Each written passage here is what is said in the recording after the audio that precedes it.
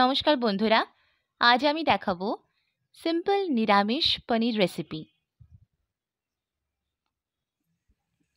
ফার্স্টে কড়াইতে তেল গরম করে আমি পনির এবং আলুগুলো নুন হলুদ দিয়ে ভেজে তুলে নিলাম।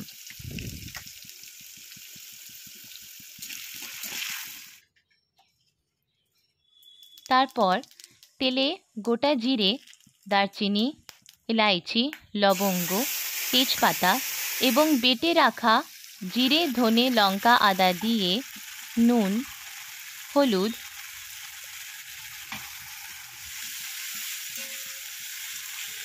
টমেটো কুচি দিয়ে একটু কষিয়ে টক দই দিয়ে কষিয়ে নিলাম। মশলা থেকে তেল ছেড়ে আসার পর ভেজে রাখা আলু দিয়ে নেড়ে চেড়ে পরিমাণ মতো জল দিয়ে দিলাম।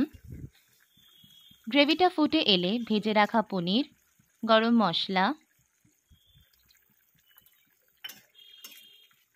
সামান্য চিনি দিয়ে আরেকটু ফুটিয়ে নিলেই রেডি নিরামিষ পনির রেসিপি।